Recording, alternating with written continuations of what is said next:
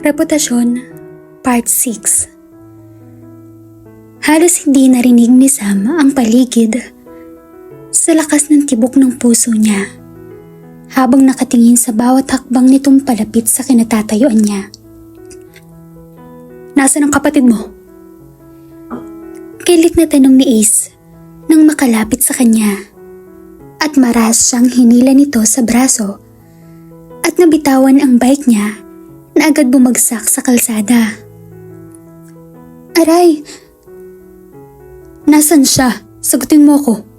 Saan niya dinala ang papa ko? Mabalasik na tanong ni Ace. Walang pakialam kung umaagaw na sila ng atensyon sa mga naroon. Kung sa bagay, wala namang taga San Roque ang hindi nakakaalam ng tungkol sa Ate Lorena at kay Mr. Bienvenida. Hindi ko alam. Tagot na sagot ni Samantha rito. The hell? Mabalasik na mura nito at lalo siyang hinila nito palapit sa kanya. Nagbubungguan na ang mga dibdib nila. Sa sobrang lapit nila sa isa't isa. At ayaw man niyang aminin, alam niyang may kakaiba talagang pintig ang puso niya sa tuwing nalalapit kay Ace. At hindi niya ito gusto. Dahil alam niyang masasaktan lang siya kung pagpapatuloy niya ang kakaibang pintig ng puso niya para kay Ace. Pag hindi nagpakita ang papa ko hanggang mamayang gabi, ako mismo magpapalayas sa mga basurang tulad niyo. Ako mismo kakaladkad isa-isa sa inyo palabas ng bahay na yun. Mariing banta ni Ace na halos naglalabasan na ang mga ugat nito sa leeg sa sobrang galit. Naiintindihan niya ang galit ni Ace. Pero ano bang magagawa niya? At bakit siya ang pinagbubuntunan nito ng galit at pagkisuklam? Ace, pulong niya. Pero marahas siya nitong tinulak at bumagsak siya sa bike niya. Nasaktan siya pero hindi siya umimik. Narinig pa niyang napasigaw ang mga naroong nakatingin sa kanila. Hindi biro ang bumagsak sa kalsada. Masakit, pero mas masakit ang mga kasuklam-suklam na tingin ni Ace sa kanya. Damn you! Nanggigigil na mura ni Ace sa kanya bago siya tuluyang iniwang nakaupo sa kalsada at pinagtitinginan ng mga kakaeskwela. Napaiyak siya dahil bakit kailangan magalit sa kanya ng ganoon si Ace? Bakit kailangan siyang kamuhian nito? Bakit kailangan pa niyang makaramdam ng kakaibang damdamin sa isang tulad ni Ace na ang tingin sa kanya ay basura, salot sa bayan ng San Roque? Kanina pa si Samantha paroon at parito. Hindi siya mapakali. 7:00 na ng gabi, wala pa rin ang Ate Lorena at nakakasiguro siyang wala rin si Mr. Bienvenida sa bahay ng mga ito. Ano na lang ang mangyayari pag tinutuo ng binata ang banta nito? Ito mismo ang magpapalaya sa kanila rito sa bahay. Ano na lang kung kalad ka rin siya palabas ni Ace? Anong mangyayari niya pag nangyari yun? Sam, tumigil ka nga kakalakad dyan. Sita ng Ate Roxanne niya. Sinabi niya ang pagbabanta ni Ace sa mga ito. Ang mga nangyari sa tapat ng eskwelahan kung saan sinadya talaga na hintayin siya ni Ace na makalabas para pagbantaan. Asa na ba kasi si Ate Lorene? Tanong ni Samantha at sumilip sa relo sa dingding. Mag-aalas 7:15 na. Gaga din kasing babaeng yan. Bakit kasi sumama-sama tayo tuloy ang nahihirapan? Maktol ng Ate Angeline niya. Na tulad niya, hindi rin napakali dahil marahil tulad niya, natatakot din ito sa mga pwedeng mangyari ngayong gabi pag hindi nagpakita ang Ate Lorena at hindi umuwi si Mr. Bienvenida sa bahay ng mga ito. Huwag niyo sisihin ang ate niyo. Lahat tayo, hindi alam na pwedeng umabot sa ganito ang lahat. Sabi ng nanay niya na nasa TV ang atensyon. Bumuntong hininga lang si Samantha at may narinig na pumarada sa tapat ng gate nila. Mabilis si Samantha tumakbo palabas ng pinto sa pag-aakalang ang ate Lorena niya ang dumating. Pero malakas na sipa ang nagpapitlag sa kanya. Sunod-sunod na sipa sa gate ang narinig niya at sa bawat sipa, napapatili siya. Nagsilabasan ang mga kapatid niya at ang kanyang ina. Wala ang kuya niya. Sa pagkakaalam niya, nakituloy daw ito sa pinsan nila sa kabilang bayan. Ganoon naman lagi ang kuya nila sa tuwing alam nitong magkakaaberya. Umiiwas ni ito. Ito ang nag-iisang lalaki sa pamilya nila. Pero tila ni katiting na tulong, wala silang maaasahan rito. Anong ginagawa niyo? Sigaw ng ate Roxanne niya nang makalapit sa may gate at sa isang malakas na sipa, bumukas ang gate. Buti na lang nakailag ang ate Roxanne niya at hindi ito tinamaan. Tumambad sa kanila ang dalawang lalaking nakasagutan ng mga kapatid niya kaninang umaga. Pero may kasama na ang mga ito, si Ace Bienvenida. Galit na pumasok ito sa gate. Nasira ng mga tauhan nito. Una itong nagtapo ng tingin sa kanya at kasunod sa dalawang kapatid na nakatangalang rito. Alam ni Samantha, kahit sa galit ay nakakatakot ang itsura ni Ace. Hindi pa rin maitatago ang kagwapuhan nito. At sa tingin niya, ang magulong buhok nito ang magpapatagdag sa kagwapuhan nito. Napansin niyang ilang beses kumurap ang ate Angeline niyang pasimpleng sinuklay ang buhok nito sa mga daliri. Humugot siya ng paghinga at muling binalik kay Ace ang mga mata. Asan ang kapatid mo? Galit na tanong ni Ace sa kanya. Tila nagising naman siya sa pagkakatitig dito. Ano bang ginagawa niyo? Tanong ng ate Roxanne niya. Hinila sa braso ni Ace para iharap rito. Pero hindi man lang natinag si Ace na nanatiling ang mga mata nito sa kanya. Asan ang ate mo? Ulit na sigaw ni Ace. Napapitlag si Samantha at napalingon sa dalawang kasamahan nito na pumasok sa loob ng bahay.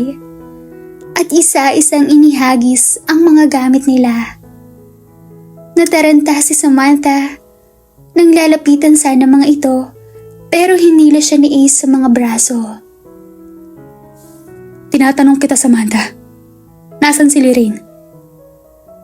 Nasisiklab sa galit na tanong ni Ace.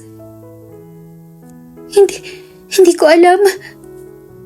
Nakuha ni Samantha ang isagot habang isa-isang nakikitang pinagtatatapon ang mga gamit nila at isa-isa namang dinadampot ng nanay niya ang mga yon.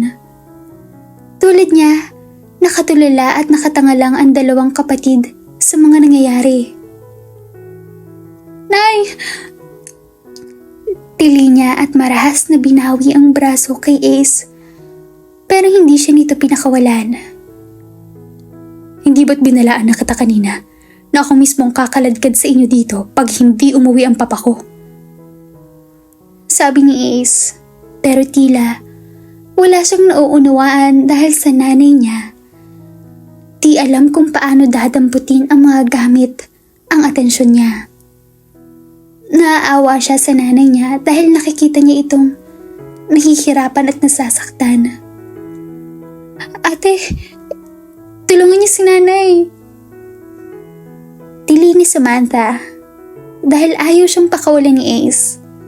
At tila naman nagising ang mga kapatid at mabilis na tinakbo ang ina. Itigil mo na to, Ace. Wala kaming alam kung nasaan ang papa mo at ang ate ko. Habang umiiyak, napaliwanag ni Samantha. Habang pinagpapalipat-lipat nang tingin ang mga mata kay Ace sa mga lumilipad nilang kagamitan. Mumurahin lang naman ang mga iyon. At alam niyang para kay Ace mga basura yon. At sa kauna-unahang pagkakataon nangyari ang ganito sa kanila. Sa dami ng mga paupahan na nagpalaya sa kanila, walang gumawa ng ganito. At tanging si Ace Bienvenida lamang. At wala siyang magawa kundi manood lang. Piliting huwag umiyak sa sakit na nararamdaman. Tama lang yan. Kulang pa nga yun sa mga ginawa ng kapatid mo sa pamilya ko. Lalo na sa mama ko. Galit na sabi ni Ace. Liningon niya ito, pero sa mga kapatid at nanay niya ito nakatingin, habang pilit na sinasalba ang mga gamit. Tingnan mo, Samantha. Galit na sabi nito at hinarap siya sa mga kapatid at nanay niya, habang mahigpit na hawak nito ang braso niya sa likod. Yan ang ginagawa sa mga salot na tulad niyo. Kung nagkataon na hindi nailigtas si mama, hindi lang yan ang aabuti ng pamilya mo, Samantha. Higit pa rin ang gagawin ko sa inyo. Sa mga tulad ng basura na pilit dinudungisan ng bayan na to. Sabi ni Ace habang pinagduduldulan nito ang katawan niyang tingnan ang nangyayari sa mga kapatid at nanay niya. Bakit? Tanging natanong ni Samantha at hindi napagilan ang mga luha. Damn you, Samantha, for asking stupid question. And damn you, dahil kapamilya mo sila. Sagot ni Ace at marahasang tinulak. Napahandusay siya sa sahig. Napangiwi si Samantha sa sakit at hinawakan ng brasong natamaan. Sinulyapan siya ni Ace na natiling nakatingin sa kanya. May nakita siyang pag-aalala sa mga mata nito, pero saglit lang. At muli ay pagkasuklam, puot at galit ang nakita niya. Ilabas niyo lahat ng basurang yan at galit ka rin sila palabas. Marahas na utos ni Ace at humakbang ito palapit sa mga tauhan. Nilagpasan lang siya nito at nanatiling nakalugmok sa sahig. Tama na! Tama na, parang awa mo na. Pagsusumamo ng ate Roxanne niya. Kulang na kulang pa yan sa ginawa ng malangti mong kapatid. Sagot ni Ace at isa-isa pang dinampot ang mga gamit nila palabas ng gate. Nakasunod si Samantha ng tingin rito. Para siyang walang lakas na nakasunod ang mga mata niya sa bawat galaw ni Ace. Sa bawat tapo ng mga gamit nila sa kalsada na kung saan natudoon na naman ang mga kapitbahay nilang tila nanonood ng sine at enjoy na enjoy sa bawat mabibigat na eksena. Napapikit sa Samantha sa sakit ng braso niya at pagpulat ng kanyang mga mata, nakita niyang nakatingin sa kanya si Ace. Bakit ba sa kahit saang sitwasyon, hindi pa rin niya maiwasang humanga kay Ace? Napakagwapo nitong tingnan sa puting t-shirt at itim na pantalon at magulong buhok. Kahit may kadiliman sa paligid, ay lutang na lutang pa rin ang kagwapuhan ni Ace at ayaw niya sa sariling iniisip. Dahil alam ni Samantha hindi makakatulong ang anumang paghanga niya kay Ace, lalo na sa ganitong sitwasyon nila. Malakas na binagsak ni Ace ang bike niya sa kalsada at hindi pa ito nakontento. Sinipa pa iyon ng ilang beses. Tila sa bike ni Ace nilalabas ang galit sa kanya sa buong pamilya niya. Sam, tumulong ka dito. Tawag ng Ate Angeline niya. Pero nanatili siyang nakatingin kay Ace sa bawat sipa nito sa bike niyang naririnig niyang nagkakalasan yon at basag na rin ang mga salamin. Hindi niya maialis ang mga mata sa bike na unti-unting nadudurog sa mga sipa ni Ace. Ganoon ba ang gustong mangyari sa kanila ni Ace? Ang unti-unti silang durugin dahil sa nagawa ng ate niya? Sir, wala nang gamit sa loob. Narinig ni Samantha ang isa sa mga tauhan ni Ace. Tumigil si Ace sa pagsira sa bike niya at sinulyapan siya nito. Nag-aapoy ang mga mata nito sa galit. Nakatingin lang siya rito. Walang magawa kundi tignan lang ito. Galit ka rin yung mga yan, palabas. Marahas na utos ni Ace. Napapitlag siya nang magtitili ang mga kapatid niya habang hinihila ang mga ito palabas ng gate. Nanlalaban ang mga kapatid habang hinihila ang mga ito, pero nagawa din itong maitulak sa ilabas. Ang nanay niya na tila wala sa sariling naglakad palabas ng gate, bit-bit ng isang larawan habang humihikbi. "Nay," sabi niya dahil awang-awa siya sa nanay niya. Hindi ba sinabi kong kakalad ka rin ko kayo palabas? Marahas na sabi ni Ace na hindi man niya namalayang nasa tabi niya. Napatingala si Samantha at marahas siyang hinila ni Ace sa braso. Napangiwi siya dahil yun ang brasong tinamaan ng upuan kanina. Ace, wag. Pakiusap ni Samantha habang umiiyak. I'm a beast, Samantha. Cruel beast. Sagot ni Ace at hinila siya palabas ng gate. Habang hindi mapigilan ang pag-iyak, marahas siyang tinulak ni Ace palapit sa mga kapatid nang mailabas siya nito sa gate.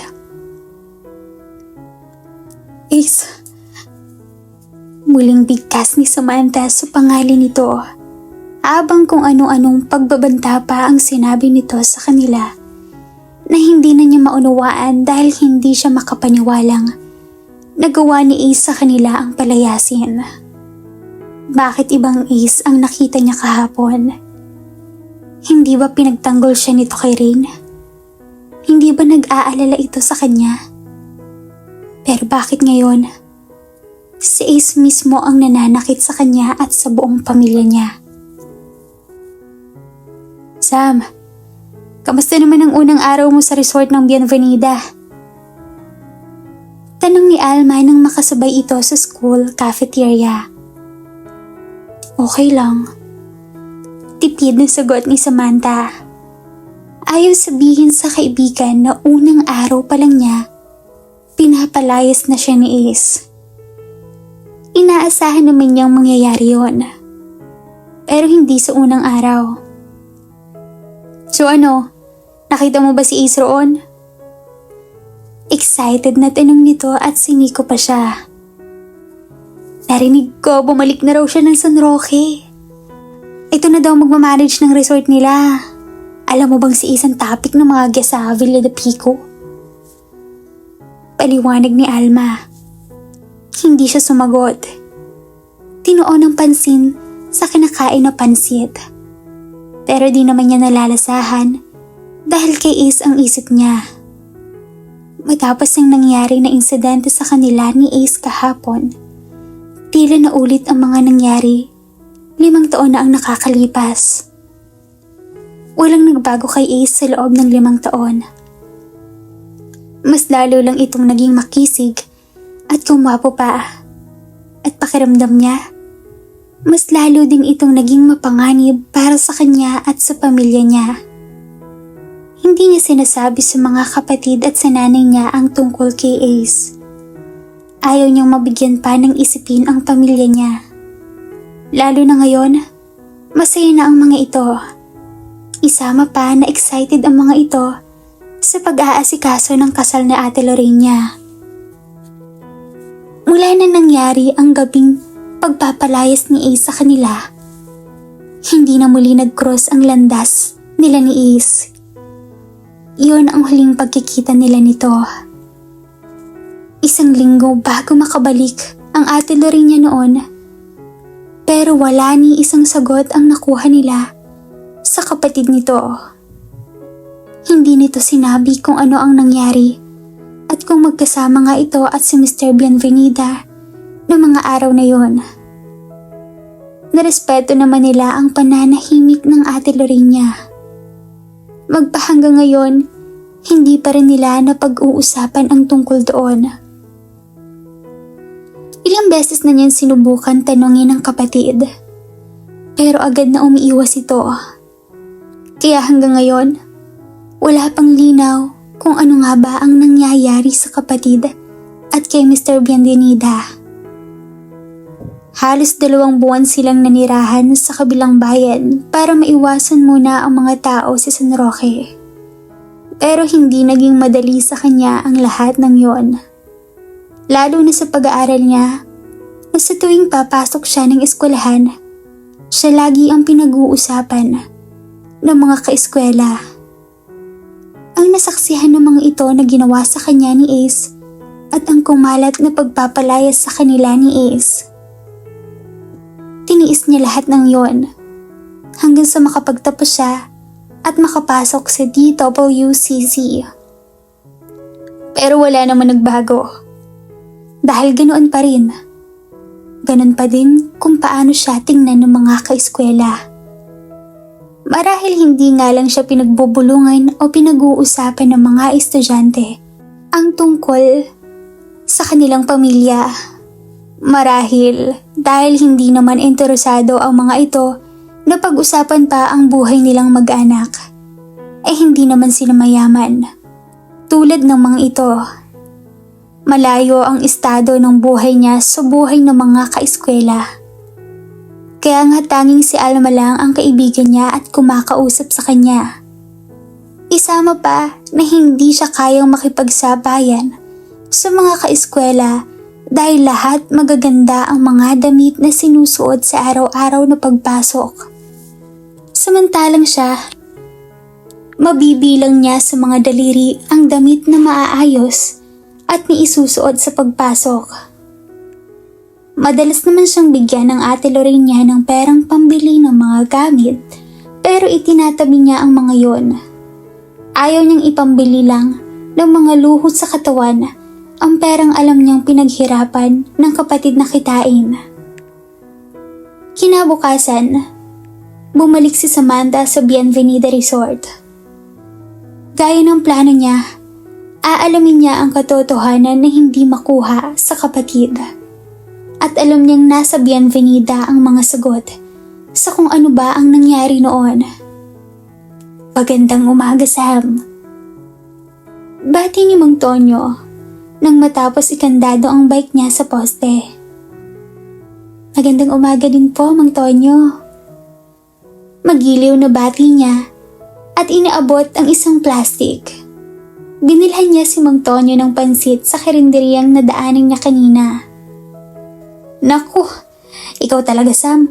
Baka pasanay ako niyan. Okay lang po, Mang Tonyo. Basta, lagi lang akong libre pumasok dito. Aba, oo naman. Ikaw pa, Sam. Sagot nito at mabilis na binuksan ang dala niyang pansit. Pasok na po ako. May duty po ako ngayon sa loob eh. Paalam ni Samantha at naglakad papasok sa resort. Habang naglalakad papunta sa HR para mag-time in, napansin niya si Venus. Nasa may beach. Naglalakad-lakad na tila ba turista. Nakasuot din kasi ito ng two-piece tulad ng mga naroong turista at naka-hot din. Napapailing na siyang sinulyapan ng suot na dilaw na floral na dress na hanggang tuhod at puting sapatos. Hindi naman niya kailangang magbihis ng magandang-maganda dahil andito siya para sa trabaho. At alam niyang iba ang pakay ni Venus kung bakit sa Bienvenida ito nag-OJT. At halatang halata iyon. Sinuklay niya sa mga daliri ang mahabang buhok at mabilis na pumasok sa opisina. Good morning po. Magiliw na bati ni Samantha sa sekretary na nakaupo sa habang nag-aayos ng pulbo sa muka at naglalagay ng lipstick. Tumingulang ito sa kanya at saglit siyang sinulyapan at tinuloy ang ginagawa. Matapos makapag-time in, lumabas na siya para simulan ng trabaho. Venus, tawag niya. Pero hindi siya narinig nito. Tumakbo siya palapit kay Venus. Bago pa siya makalapit kay Venus, bumunggo siya sa matigas na braso at bumagsak siya paupo sa buhanginan. Aray! Tili niya at tinama ang sakit. Ouch! Samantha! Napatingala siya sa nagsalita. Nanlaki ang mga mata niya nang makita si Ace na nakatunghay sa kanya. Tumutulo ang pawis nito mula ulo pababa sa malapad nitong katawan. Nabasari ng pawis. Nanlalaki ang mga mata niyang napatitig sa hubad na katawan ni Ace. Napalunok siya nang mapagmasdan ang magandang katawan nito na siguradong alaga sa gym. Wala itong damit pang taas, kaya malaya siyang mapagmasdan ang katawan nito. Ace, ay hinang sabi ni Samantha at kinapa ang pang-upong nasaktan. Samantha, what part of do not come here did you not understand, ha? Hindi pa ba malinaw sa'yo na ayokong nakikita kita dito? Nang titimpi na galit na sabi ni Ace, habang nanlilisik ang mga mata sa galit na nakatunghay lang sa kanya. Hindi man lamang nga siya tinanong ni Ace kung nasaktan ba siya sa pagkakabonggo nito. Hindi ito nag-offer na tulungan siya makatayo dahil nanatili pa rin siyang nakaupo sa buhanginan. Ano pa nga ba ang aasahan niya kay Ace? He hate her so much na tila ba sukdulan ang pagkisuklam nito at nasisira niya ang araw nito sa tuwing makita siya. Tumayo siya mula sa buhanginan na dumikit sa bestida niya. Bakit ba galit na galit ka? Inis na tanong ni Samantha. You're here again after I told you not to be. Sagot ni Ace at humakbang palapit sa kanya. Sinalubong niya ito. Hindi dapat siya magpapakita ng kahinaan kay Ace dahil sasamantalahin nito yon. Ang magagawa nito, ang gusto nito. I told you, andito ako para sa pag-aaral ko. Inis na sagot ni Samantha and raised her chin. Nakipagsukatan siya ng tingin rito at naramdaman na naman niya ang abnormal na tibok ng puso niya tulad kung paano yon tumibok noon. Sam! Agaw pansin na tawag sa kanya at nakita niya si Venus na papalapit sa kanila. Lumayo siya ng isang hakbang kay Ace na taas baba ang matipunong dibdib sa galit na tinitimpi nito. Sigurado siya kung nagkataon na sa ibang bahagi siya ng resort na kabangga nito ay bubulusukin na naman ang galit nito tulad kahapon. Venus, tawag niya at ngumiti. Plastic na ngiti dahil alam niyang inaagaw lang na Venus ang atensyon ni Ace mula sa kanya. Hi Sir Ace! Malambing na bati ni Venus kay Ace at nang makalapit niya ito sa kanila, ngumiti pa ito ng matamis at tila binabandera nito ang katawan kay Ace. Sinalyapan lang ni Ace Venus at bumalik sa kanya ang mga mata nito at sa mabilis na paraan nitong nagpalandas nito ang mga mata sa kabuuan niya. Hindi nakaligtas sa kanya ang pagyubot ng manipis na mga labi nito. Pero hindi siya mawari kung para saan yun. Alam naman niyang walang espesyal sa suot niya, lalo na't katabi niya sa Venus. Gawin niyo ng trabaho niyo. Walang emosyong utos ni Ace at naglakad na palayo. Bye Sir Ace! Habol pa ni Venus. Bakit siya kinakausap ni Ace? Mataray na tanong ni Venus nang makalayo na si Ace. Marami siyang inuutos sa akin. Bakit ba? Inis na sagot ni Samantha at pinaikot ang mga mata dito. Well, this is not a warning, Sam, but I want you to stay away from him. Ace is mine, okay? Taas kilay na sabi ni Venus. He's all yours, don't worry.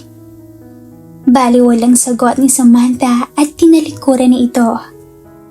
Paghapon niyang hindi nakita si Ace matapos ang hindi sinasadyang bungkuan nila kaninang umaga. At pinagpapasalamat niyang hindi siya nito sinisilip sa hotel. Sa hotel kasi siya na-assign ngayon para i-check ang mga rooms at bigyan ng highlights ang mga rooms na kailangan ng maintenance. Hindi niya akalain na marami-rami rin palang silid ang hotel ng resort. At hindi pa niya natatapos ang second floor. Tapos na ang duty niya ngayong araw. Marami siyang nakitang kailangan ng maintenance at marami rin siyang nakitang hindi maayos ang ilang silid. Mukhang hindi masyadong napagtutuunan ng pansin ng mga namamahala dahil karamihan sa mga dayo sa cottage tumutuloy. Mas maganda naman kasi ang mga cottage dahil malapit sa dagat at isa pa, presko at naghahatid ng peace of mind dahil sa ganda ng matatanaw mula sa bintana. Paglabas nga ng hotel building, nakita niya sa Venus nakausap si Ace. Malapit sa HR office. At kitang-kita niya ang malawak na ngiti sa mga labi ni Venus. Habang hindi alam kung paano ipapansin kay Ace ang katawan nitong kapirasong tela lang ang suot. Pinaikot niya ang mga mata at naglakad papunta sa HR office para mag-out. Sinulyapan siya ni Ace. Babatiin sana niya si Venus pero hindi na lang. Hindi naman sila magkaibigan nito. Isa pa, alam niyang ayaw rin sa kanya ni Venus at alam na alam niyang mababa ang tingin sa kanya ni Venus tulad ni Ace. Matapos niyang makapag-out, kaagad na siyang lumabas ng gate sa resort. Nakita niya si Ace sa tabi ng bike niya nakatayo. At tila ba, sadya siyang hinihintay nito roon. Humugot siya ng malalim na paghinga at lumapit palapit sa bike at hindi pinansin si Ace. Hanggang ngayon bike pa rin pala ang gamit mo. Puna ni Ace. Hindi si Samantha kumibo. Inalis niya sa pagkakasusi ang bike sa mga poste. Hindi ko ba talaga mapapaalis ang isang santo sa loob ng resort ko? Seryosong tanong ni Ace. Humugot si Samantha ng malalim na paghinga at tiningon ito. Hindi mo ba kaya magtiis ng isang buwan? Anong malay ko kung sa loob ng isang buwan na yun ay may trahedya na namang mangyari sa pamilya ko? Kung yan ang kinakatakot mo, bantayan mo ko ng mabuti. Kalmadong sagot niya at hinila ang bike. Pero marahas ang ginawang pagpigil ni Ace roon. Huwag mong hintayin kalad ka rin kita palabas ng resort ko, Samantha. Alam mong kayang-kaya kong gawin yun. At anong idadahilan mo? Ang mga nangyari noon. Bubuksan mo ang mga nangyari 5 taon na ang nakakalipas. Samantha, 5 taon man ang nakalipas, hindi pa rin naghilom ang mga sugat na nilikha ng pamilya mo at kapatid mo sa pamilya ko. Nang mangyari yun, 1 linggong hindi bumalik ang ate Lorraine ko. At pagbalik niya, wala siyang binabanggit kung ano ang nangyari at kung magkasama nga sila ng papa mo. At kung matalino ka, may iisip mong may ibang nangyari ng mga araw na yun na parehong nawala ang ate ko at papa mo. So maniwala ka sa hindi, magpahanggang ngayon wala pa rin binabanggit ang ate Lorraine ko.